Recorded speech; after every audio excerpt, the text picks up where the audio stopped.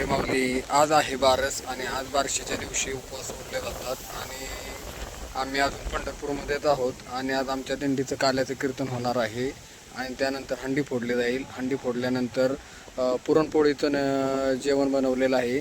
जेवल्यानंतर सगळ्यांचा निरोप घेण्यात येईल. तर मी तुम्हाला थोडक्यात दाखवतो की आज आमचं काल्याचं कीर्तन आणि हंडी फोडताना. तर मी थोडक्यात तुम्हाला बॅक कॅमेऱ्याने दाखवतो.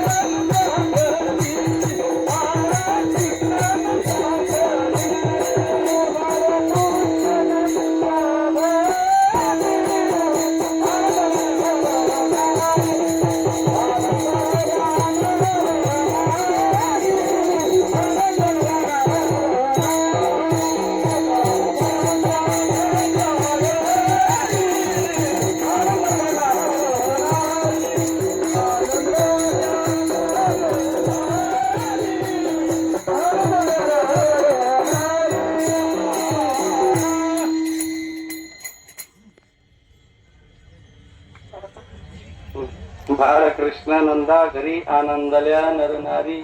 अजून एक सुखाचं कारण सांगितलं जातं. भगवान परमात्म्याचा अवतार कसा झाला?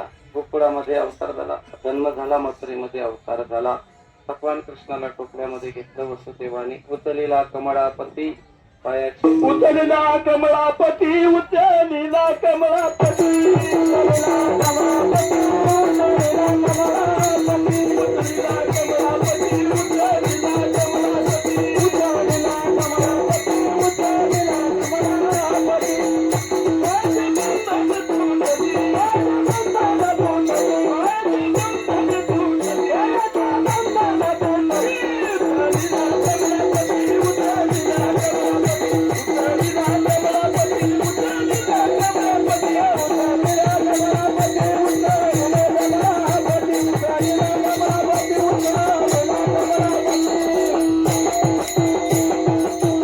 झाल्याबरोबर पहाटे 3:30 वाजता गोपी उठली.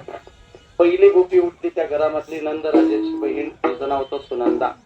नंदराजाची बहीण बरोबर 4:15 वाजता उठली. उठल्याबरोबर स्नान वगैरे केलं. स्नान वगैरे केल्याबरोबर पाहिलं तर काही यशोदा मातेजवळ सुंदर गोंडस असं बाळ खेळत आहे.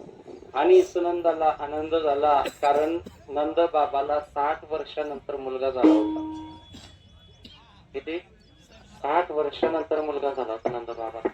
आणि सुनंदा अगदी आनंदात राजवाड्यामध्ये नंद भवनामध्ये आनंदी आनंद सगळ्यांना आरोड्या देऊन उठवायला लागली. उठा उठा उठा, नंद गरानंद भयो जय कन्हैया लाल की, नंद गरानंद भयो जय कन्हैया. आनंदी आनंद झाला. उठा उठा, काय झाला म्हणे? नंद राजाला मुलगा झाला. सगळीकडे आनंद साजरा केला.